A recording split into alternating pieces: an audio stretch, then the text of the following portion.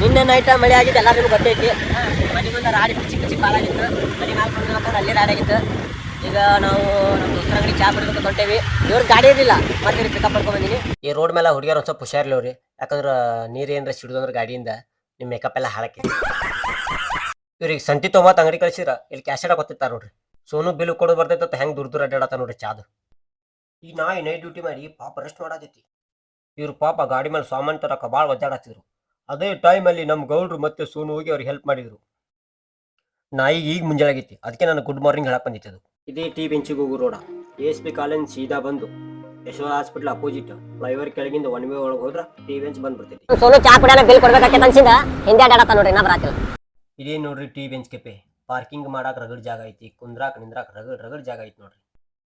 ಇವ್ರೇ ನೋಡ್ರಿ T bench owner ಬಾಬಾ Lonari.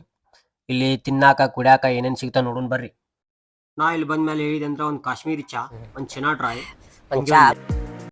T bench ಕೆಪೆಗೆ ಬಂದು ಎಲ್ಲರೂ ಒಂದು ಸ್ವತಃ ವಿಸಿಟ್ ಮಾಡ್ರಿ. ಬ್ಲಾಗ್ ಎಂಡ್ ಮಾಡ್ತೀನಿ. ಲೈಕ್ ಮಾಡ್ರಿ, ಫಾಲೋ ಮಾಡ್ರಿ, ಶೇರ್ ಮಾಡ್ರಿ, ಕಮೆಂಟ್ ಮಾಡ್ರಿ. ವಿಡಿಯೋ ಹೆಂಗಾಗೈತೆ ಅಂತ ಹೇಳ್ರಿ.